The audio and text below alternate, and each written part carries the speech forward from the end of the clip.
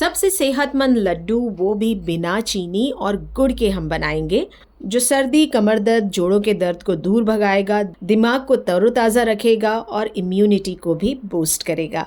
इस सेहतमंद एनर्जी से भरे हुए लड्डू को बनाने के लिए हम लेंगे 100 ग्राम अखरोट, 100 ग्राम काजू है, 100 ग्राम बादाम और 50 ग्राम मैं ले रही हूँ पिस्ता।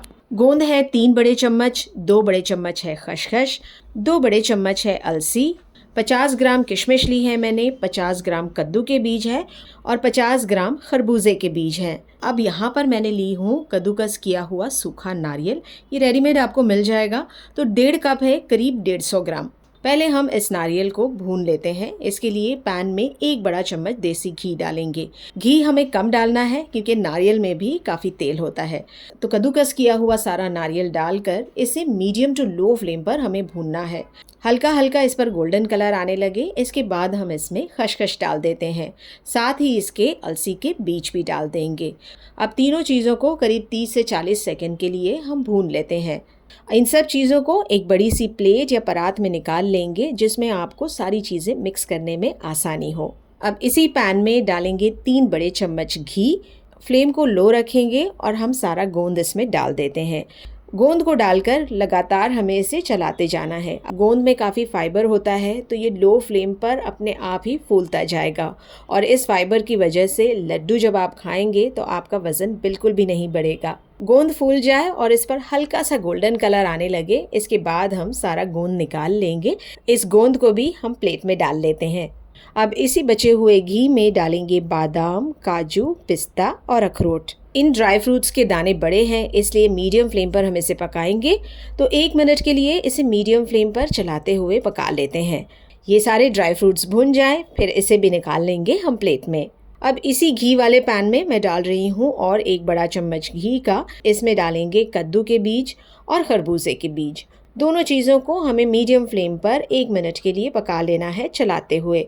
इसके बाद हम इसमें किशमिश भी डाल देंगे। किशमिश बहुत जल्दी पककर फूल जाती है, इसके लिए इसे बस 30 से 40 सेकंड के लिए ही हम चलाते हुए पकाएंगे सारी चीज़ों के साथ। तो ये चीज़ें भी रेडी हो गई हैं, इन्हें भी हम निकाल लेंगे प्लेट में। सारी चीज़ों को अच्छी तरह से हम मिक्स कर लेते हैं और इन चीज़ों को हम डाल लेंगे चॉपर में, या फिर आप ग्राइंडिंग जार में भी इन चीज़ों को डालकर दरदरा सा पीस सकते हैं। चॉपर में ही सारे ड्राई फ्रूट्स को दरदरा सा पीसने के बाद इसे हम इसी प्लेट में निकाल लेंगे। अब ये पैन में हम फिर से डालेंगे 1 बड़ा चम्मच घी और घी में हमें डालना है आधा किलो खजूर। खजूर मैं काली वाली नरम वाली ले रही हूँ, लाल खजूर में मिठास काफ़ी ज़्यादा हो जाती है। तो ये खजूर के मैंने बीज निकाल लिए हैं। मीडियम फ्लेम पर हम खजूर को चम्मच से दबाते हुए पकाएंगे ताकि ये अच्छी तरह से घी में मिक्स हो जाए और 1 मिनट में ही देखेंगे आपके खजूर काफ़ी नरम हो गया है और अच्छी तरह से मैश भी हो गया है। तो अब फ्लेम को बंद कर देंगे और ये लास्ट पकाने वाली चीज़ हम निकाल लेते हैं इस प्लेट में। हल्का सा ये गर्म रहे तब हम इसमें डाल देंगे आधा चम्मच हरी इलायची का पाउडर। अब सारी चीज़ों को हम मिक्स कर लेते हैं अच्छी तरह से, हाथों से मसल कर। ये सारे ड्राई फ्रूट्स को मैंने बहुत ज़्यादा बारीक नहीं किया हुआ है, ये खाने पर क्रंची जब रहेंगे तो बड़ा ही मज़ा आ जाएगा। आप चाहें तो ड्राई फ्रूट्स के और भी बारीक टुकड़े कर सकते हैं चॉपर में या मिक्सर ग्राइंडर में। सारी चीज़ें मिक्स हो चुकी हैं, लड्डू बनाने के लिए तैयार है। तो लड्डू को आप हथेली पर रख कर इस तरह से दबाकर बना लीजिए।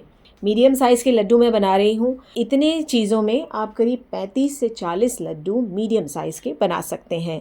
ये ताकतवर लड्डू को आप 15 दिनों के लिए फ्रिज के बाहर भी स्टोर कर सकते हैं और फ्रिज में स्टोर करेंगे तो आप इसे महीने भर के लिए रख सकते हैं।